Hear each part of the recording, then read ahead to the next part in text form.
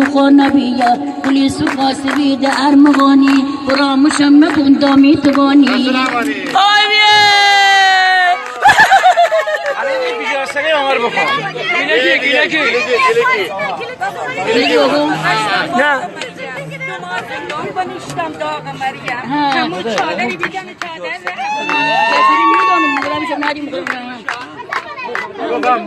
بخون دلکو ریحان بکش دست تو ما زندان بنوشتم داغ لازم همون چادری بیدن چادر افشان مریم گم بابای می دل پریشان امانی می هل هلابای پدر سوده ریکای مامای لابای امانی می هرس کنید دار بخانی تربا برون نبا کنید ناد امانی می زرد بشم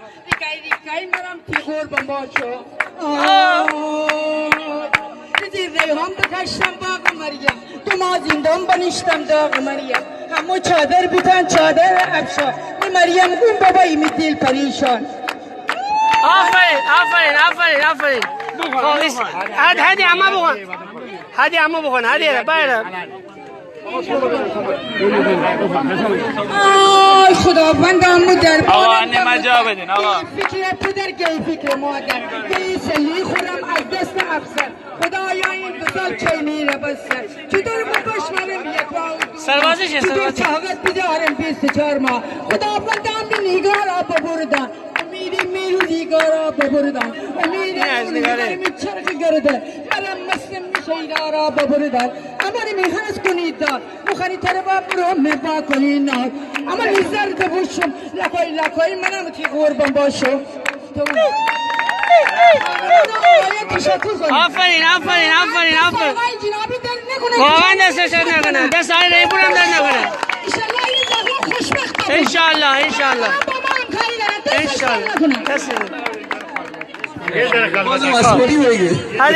هدیره ماشا هدیره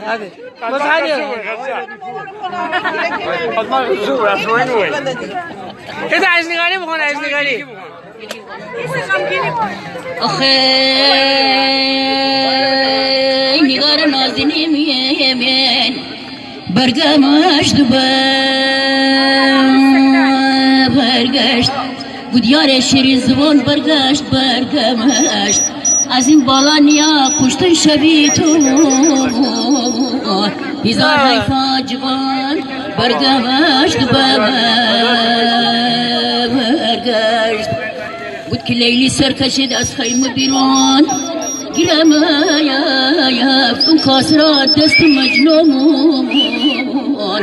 بگیرین کاسرا رو بر زمین زد دلت مونند گوهر بر زمین زد آقا مجنون چا بردی بودم برگاه گود مرا کردی بیابان مست و شیدا گود مرا با گرگ جان هم ناله کردی آخ مکان منزلم ویران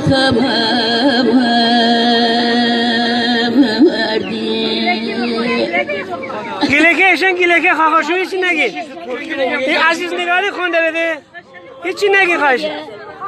آخه درخت آل بالا در بیابان تو می قدر ندانی ایام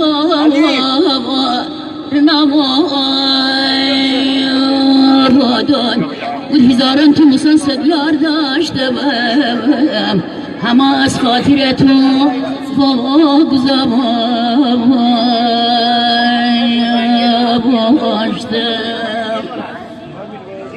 انارداره که خالبان بخوشه گود بخون سایه بودن میار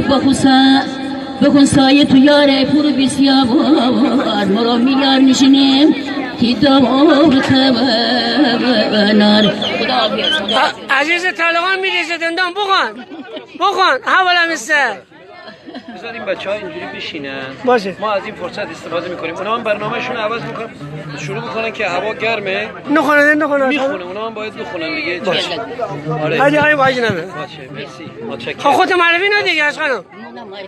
معرفی نکنی آفرین درود بر شرفتون آقای جناب دست نکنید مرسی متشکرم قربان شما ممنونم حالا خانما اگه میخوام بشینی اینجوری مثل مدرسه بشینی که همه بتونن بگیم. اینجوری